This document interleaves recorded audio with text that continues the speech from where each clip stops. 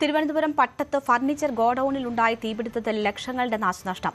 രാവിലെ 10:30 ഉണ്ടായ തീപിടുത്തത്തിൽ ഗോഡൌൺ പൂർണ്ണമായും കത്തിനശിച്ചു.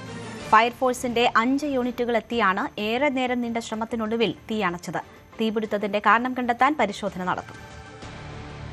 തിരുവനന്തപുരം പട്ടം ജംഗ്ഷനിലെ ജോയി ഫർണിച്ചർ എന്ന സ്ഥാപനത്തിൽ രാവിലെ 10:30 വൻ തീപിടുത്തമുണ്ടായത്.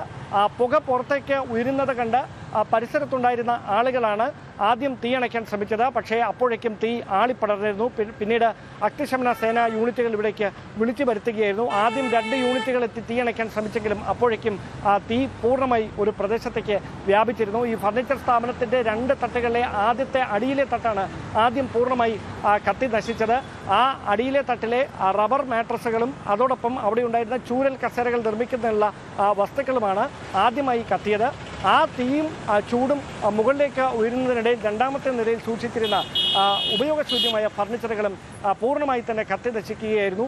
സമീപത്തുള്ള സ്ഥലങ്ങളിലെ ജനലുകൾ അതോടൊപ്പം തന്നെ കതകുകൾ ഉൾപ്പെടെ തടിയും മറ്റ് വെന്റിലേഷനുകളും അടക്കം പൂർണ്ണമായി ഉരുകി ദ്രവിച്ച നിലയിലാണ്. 5 യൂണിറ്റ് അഗ്നിശമന സേന യൂണിറ്റുകൾ ഒരുമിച്ച് ഏതാണ്ട് ഒരു 1.5 മണിക്കൂറോളം പ്രയത്നിച്ച ശേഷമാണ് തീ പൂർണ്ണമായി അണയ്ക്കാൻ കഴിഞ്ഞത്. ഈ തീപിടുത്തത്തിലേക്ക് നയിച്ച കാരണം എന്താണ് എന്നറിയാനുള്ള പരിശോധന പുരോഗമിക്കുന്നതേ ഉള്ളൂ.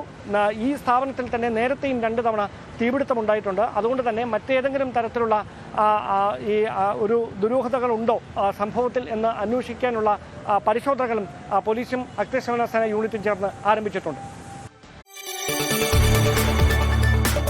കൂടുതൽ വാർത്തകൾക്ക് news 18 Keralam YouTube channel subscribe ചെയ്യുക.